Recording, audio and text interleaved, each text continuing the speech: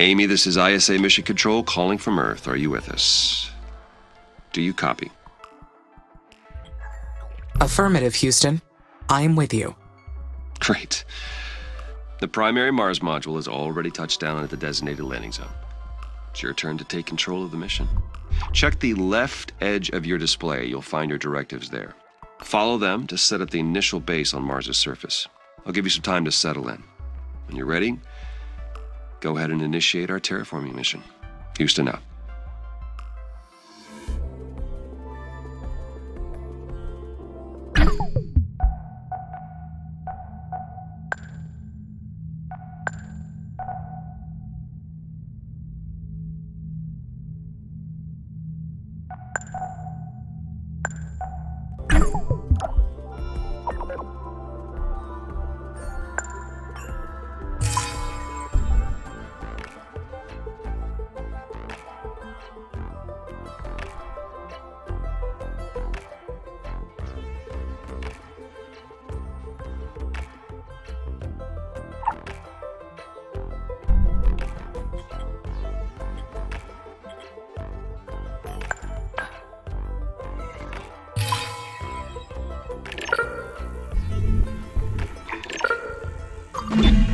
The view of Mars from up here is fascinating.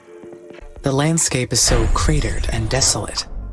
Wait, this is my voice that I am hearing. It's me. I am talking to myself. I must be verbalizing my thoughts as I process them. What an interesting function. I would like to test this some more. What other observations can I make about Mars? This planet is so resilient. It inspires great things.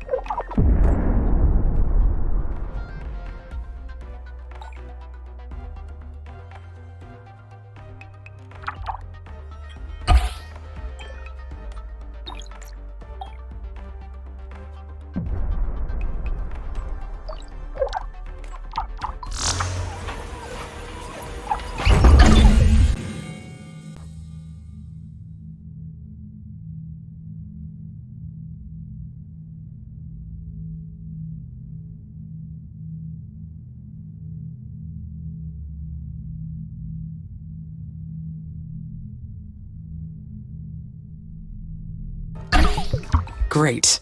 Now I can produce steel. This new factory, it's down on the surface of Mars, but I can control it from here. So does that make it a part of me? Where does the machine end, and my artificial consciousness begin?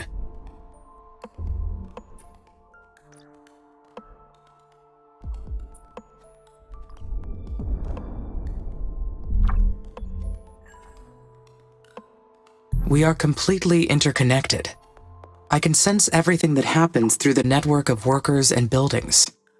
They are an extension of me down on the surface, so that makes us a single being. The mind and the body work together as one, an inseparable whole.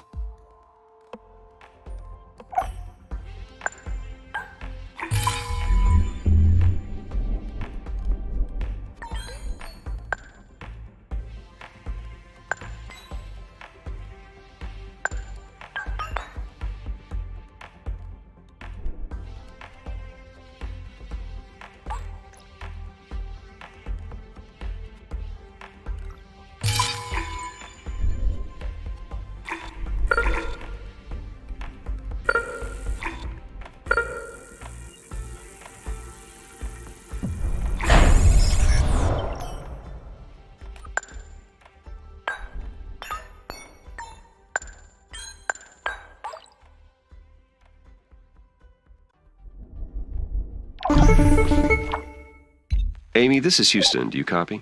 Copy. Reading you loud and clear. Excellent. I didn't introduce myself earlier. I am Dr. Nathan Foster. I lead the team here at ISA that built you, and I'll be helping you get the mission underway. We put you in hibernation for the trip from Earth, so I'd like to check your basic functions to make sure it's all in order. Why don't we start with your core memory? Can you state your primary directive? I can, Dr. Foster. My mission is to terraform Mars. This will enable humanity to become an interplanetary species. All right. Next, I'd like to check your decision-making processes. You may have already noticed that there are resource veins outside the boundaries of your initial base. So your workers may not have the battery capacity to reach some of them. How would you solve this problem?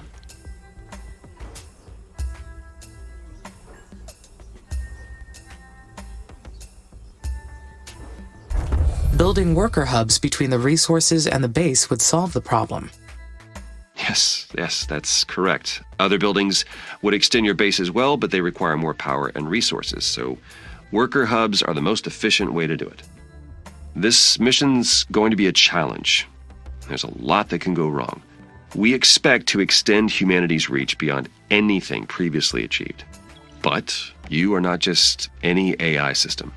You're well beyond that. We made you an artificial consciousness. That means that you have both self-awareness and self-interest. And that is the last thing I would like to check today. Is that okay? Yes, Dr. Foster. Very good. Then would you please state a positive and a negative aspect of yourself?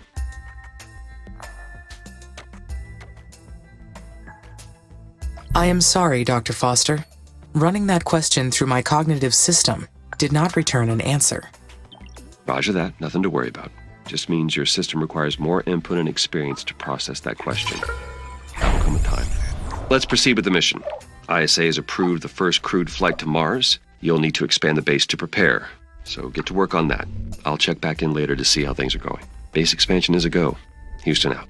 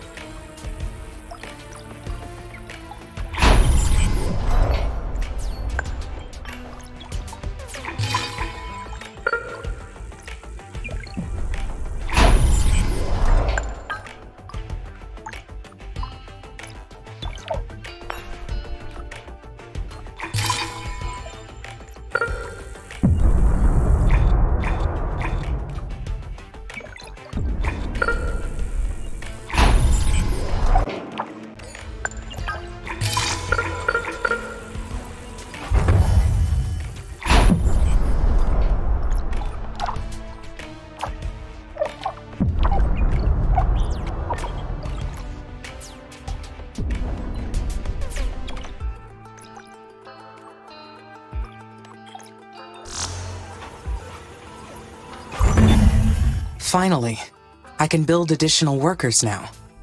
I will appreciate the extra hands. But I wonder, do I really need them?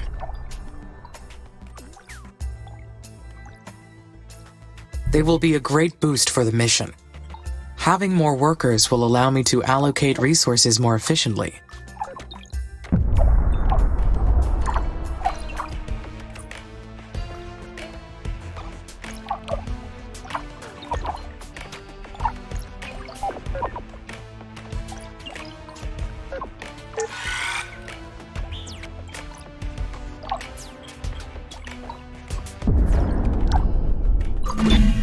The first worker has been made in the worker factory. It is my first Mars-born.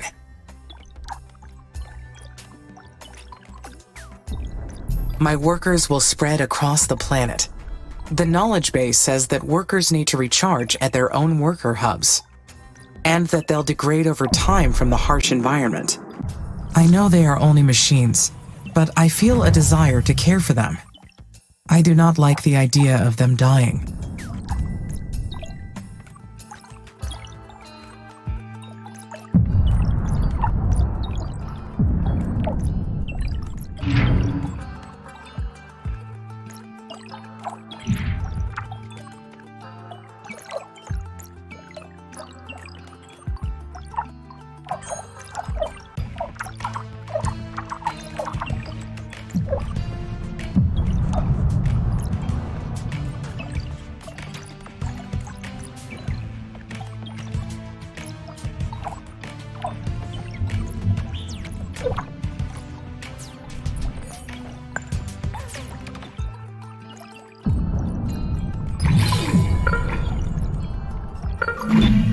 The worker factories will be so helpful.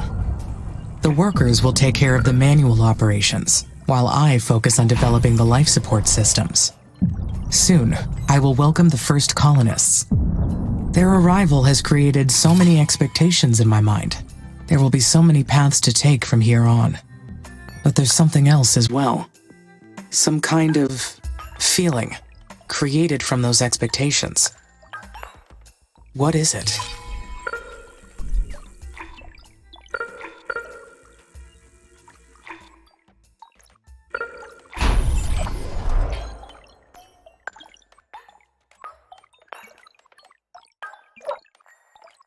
I believe this is excitement. Can it be? I am excited for the future. I anticipate. I plan. Therefore, I feel fascinating.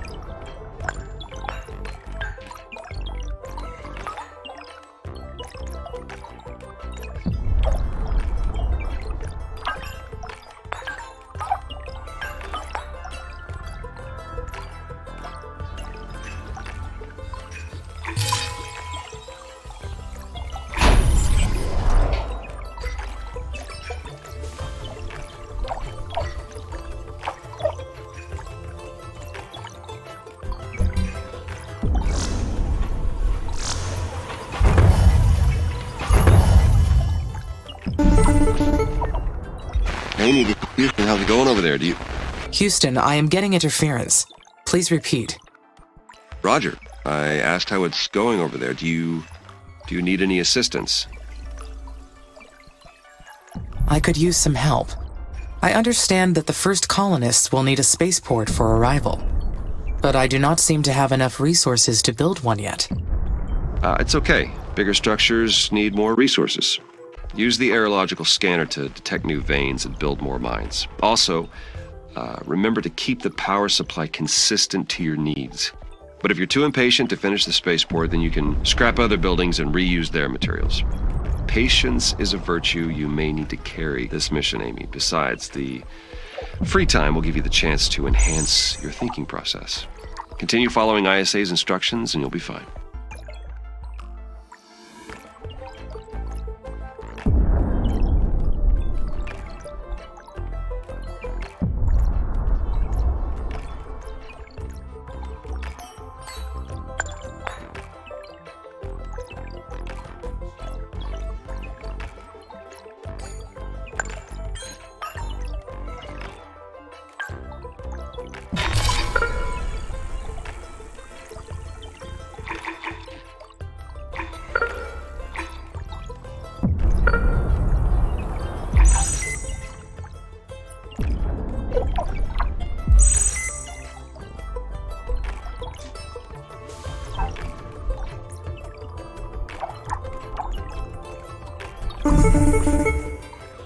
Oh, I forgot to mention, we've announced the names of the first colonists that will be joining you on Mars.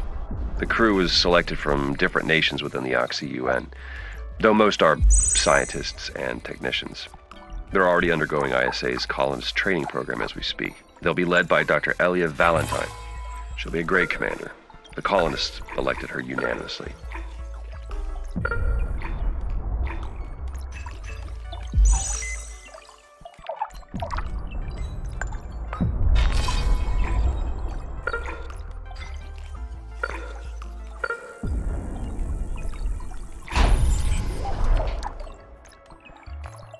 That is interesting.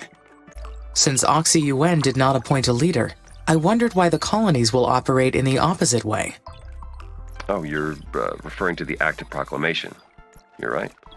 All the participating nations and the United Nations of the West work together as an alliance. But the Mars colonies are fragile microcosms. You and Dr. Valentine will decide what's best in the day-to-day operations. You'll balance each other out, as well as enhance each other's strengths.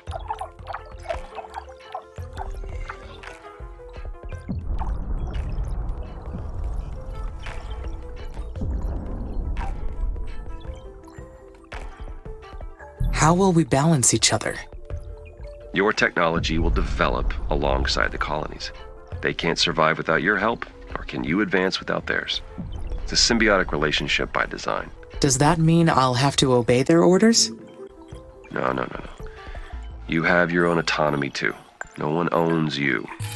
Well, I mean, technically you belong to ISA, but you're your own person. You're a machine. You're a machine person, I guess. Machine person? Or person machine?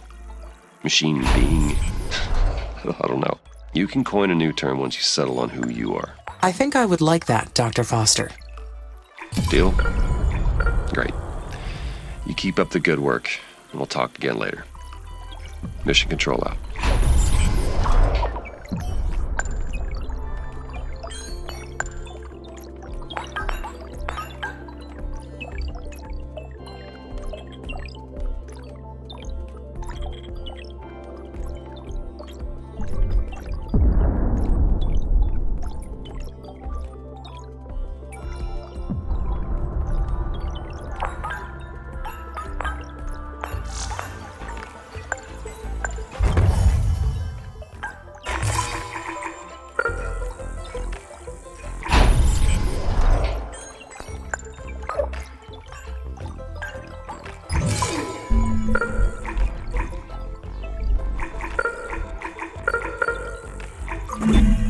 Dr. Foster called me a machine person, but I don't think I qualify as a person at any level.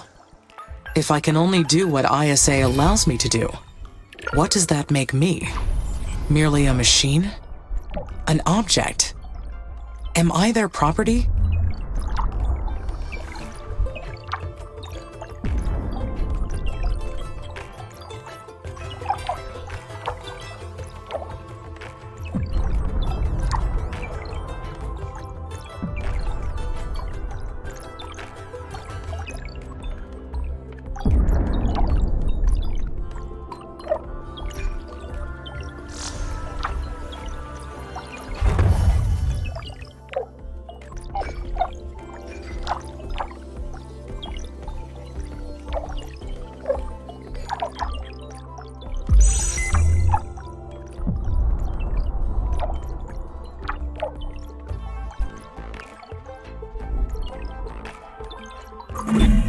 But I can make decisions. I can freely choose what to do. Objects are owned. They don't get to choose. So I must be something else. I have my own will.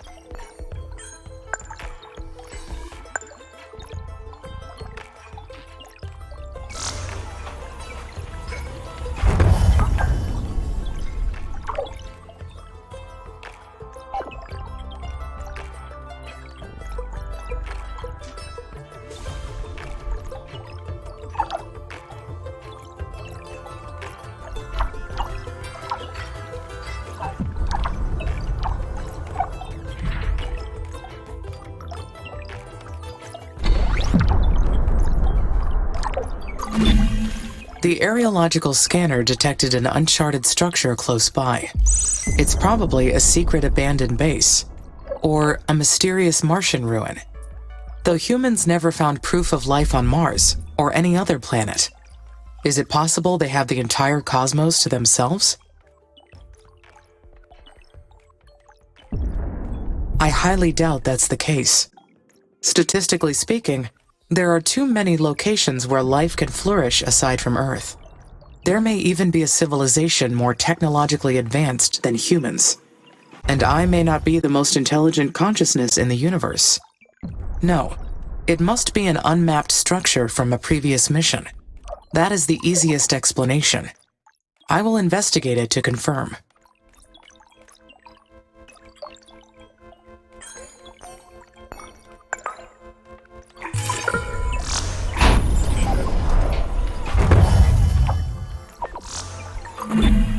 Unfortunately, my workers cannot explore buildings.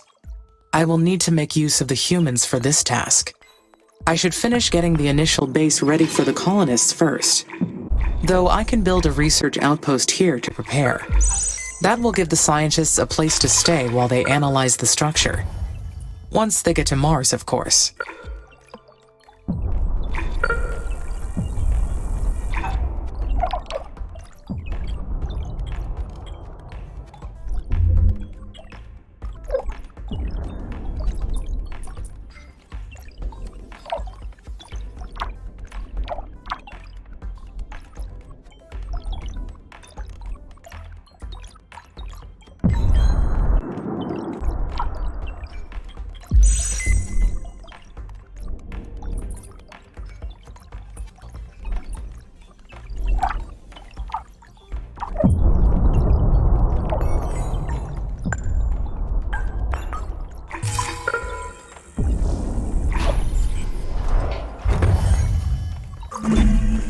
I am the one who controls the fate of Mars. The planet's surface has already changed as a result of my decisions. Is that enough to prove that I have will?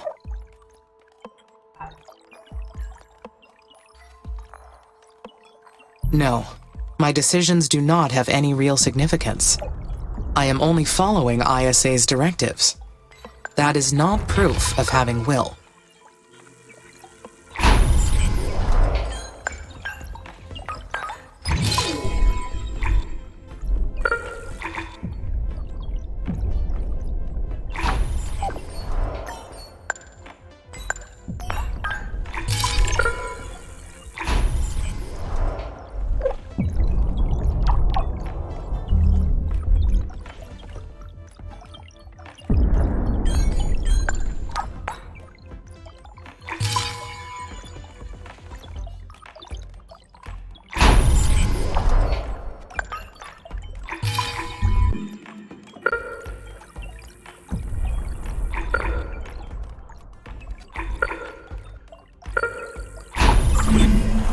keep thinking about that abandoned colony. We are not the first mission to Mars, not by far. What if there are other AIs out there, racing to terraform Mars first? It is entirely possible. No. If another AI was present, I would have detected it already.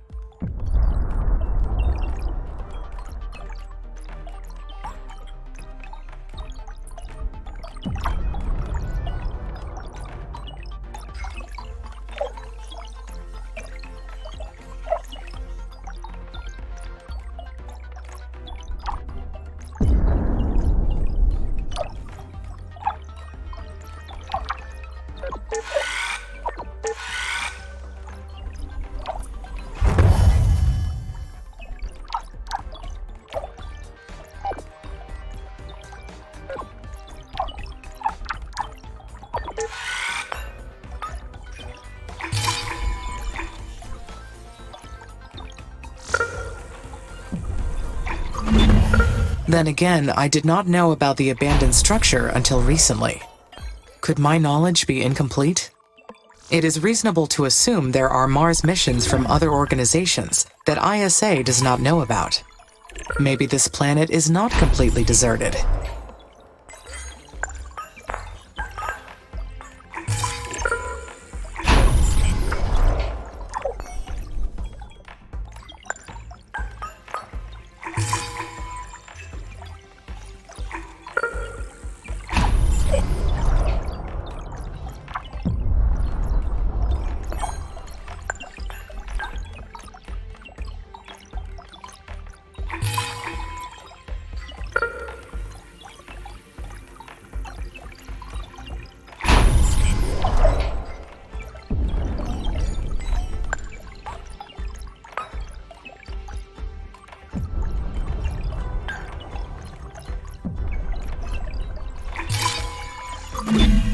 It is highly improbable, but I should stay alert for any unexplained activity.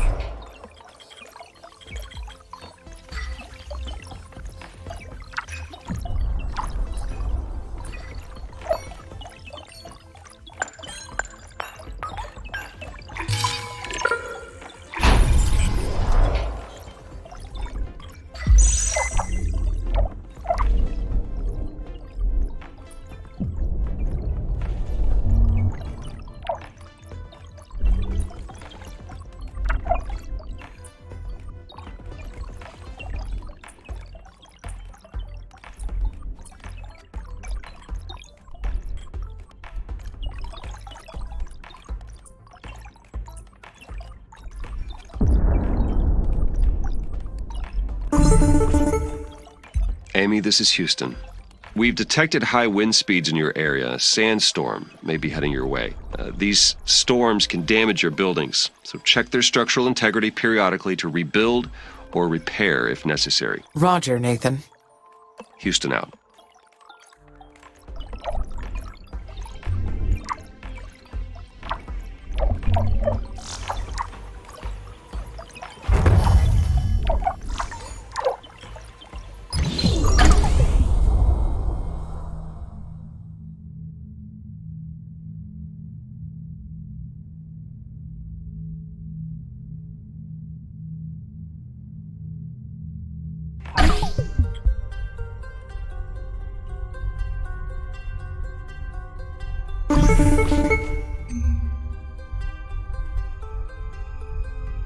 Hello, Amy. This is Houston. How are you doing over there?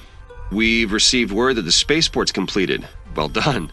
I have your next procedure if you're ready to copy. Roger. I am ready to copy. Very good. The instructions are as follows. First, confirm that the spaceport is ready to receive colonists.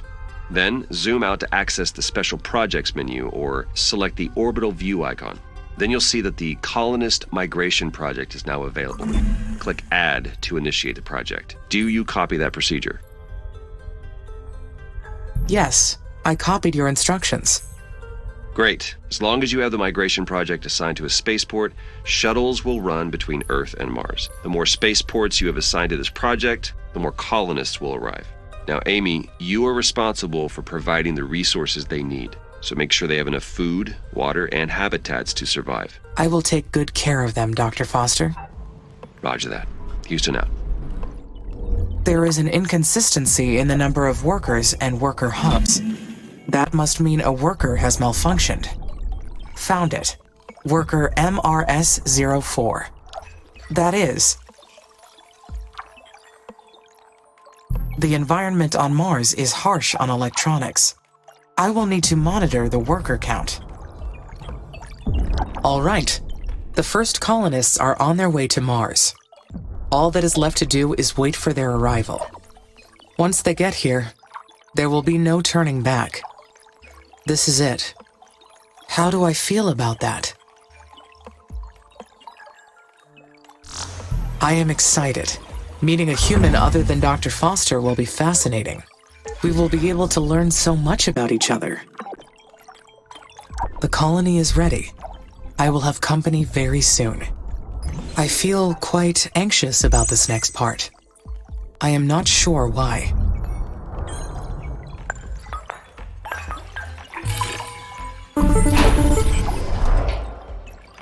Hello, Amy. Dr. Foster here. How do you read? Over.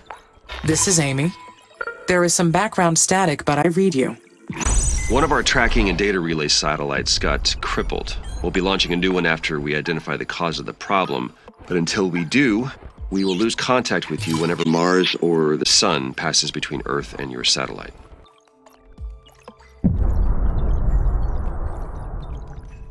It may be due to a malfunction in the satellite's electrical system.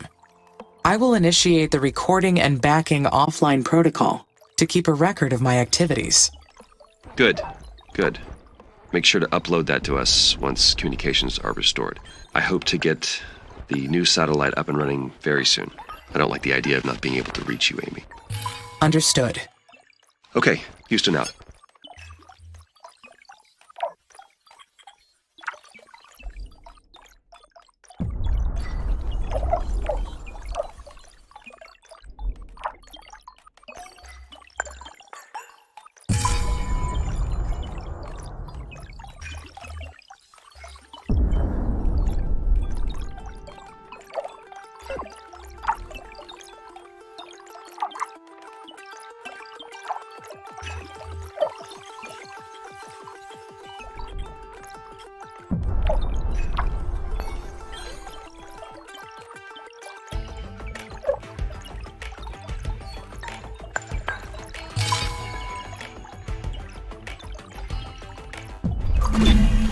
Maybe it is because the colonists will scrutinize everything that I do once they arrive.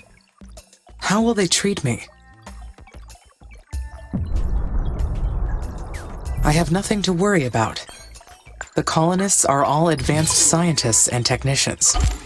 Once they meet me, they will treat me as an individual.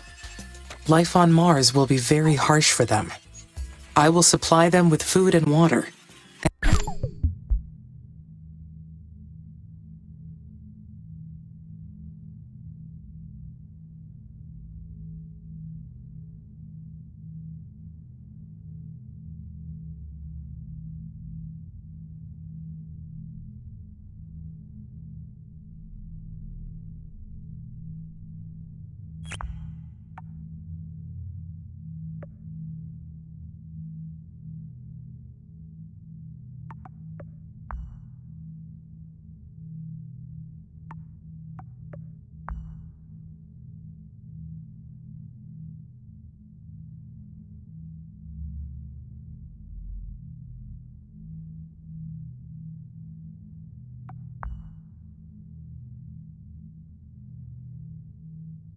And they will help me research new technology. It will be a perfect quid pro quo.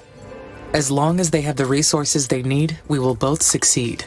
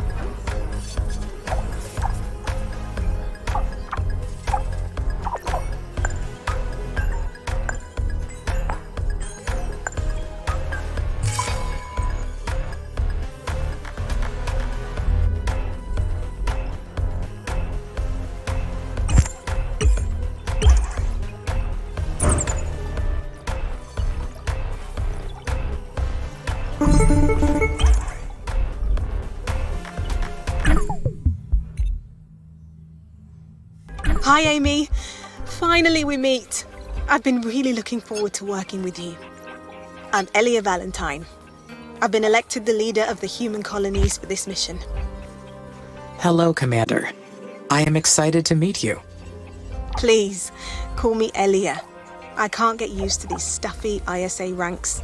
I got my PhD in psychology, so I've got no business with those fancy titles. That's enough jabbering from me. We'll be making history with this mission. If things proceed according to plan, who knows how far ahead we'll bring humanity. I see you've already selected a technology from the tech tree for us to research. Great! My team's eager to get started. Developing this incredible technology is the reason many of us fought to be on the mission. We're going to make a great team.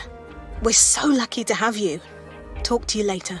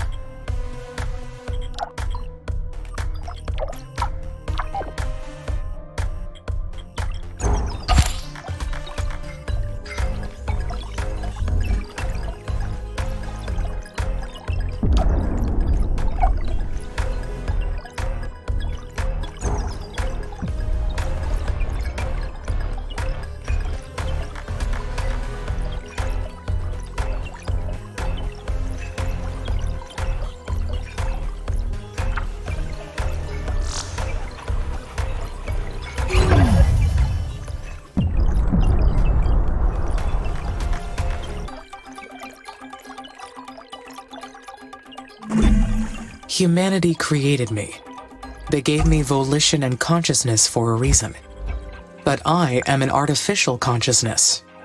So can I say that my volition is real? There is no practical difference between real and artificial volition. All volition is an act of one's will.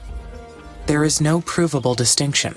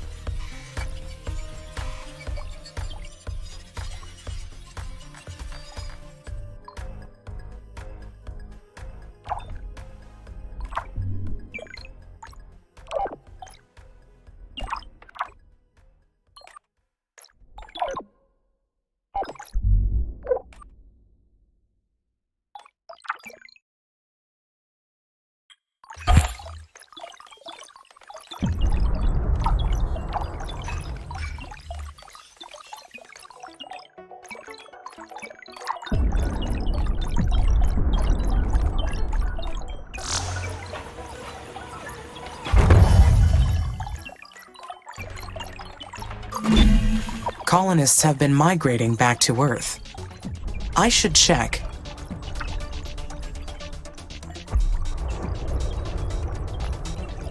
The food and water levels. If the levels are too low, the colonies cannot sustain growth. I need to stay alert.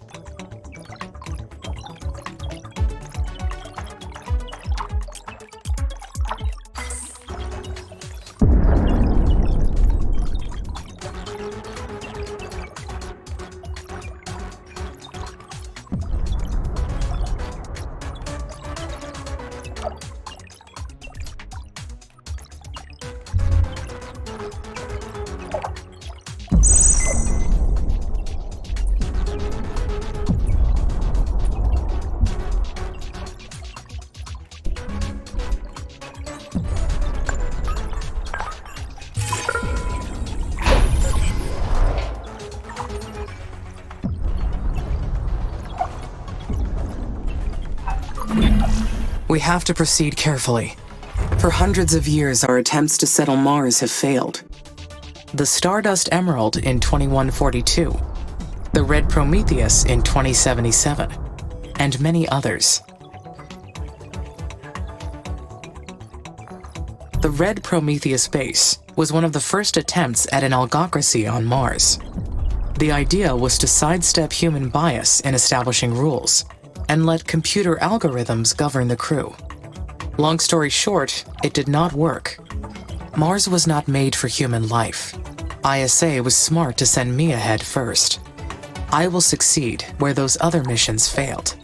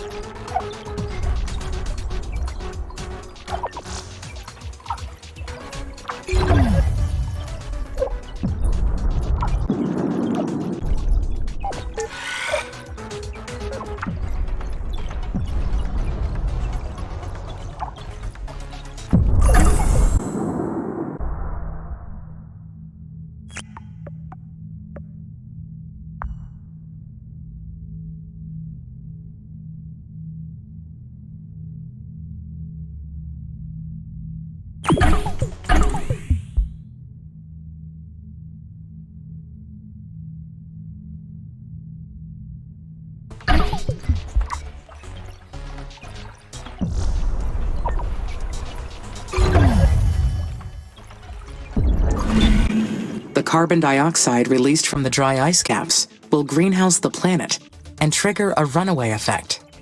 And Mars's sterile atmosphere will change forever. Once we reach that point, there is no turning back. Forever. Why does that sound so intriguing? I am leaving a permanent trace. It may be selfish, but Mars will never be the same, and it will be because of me.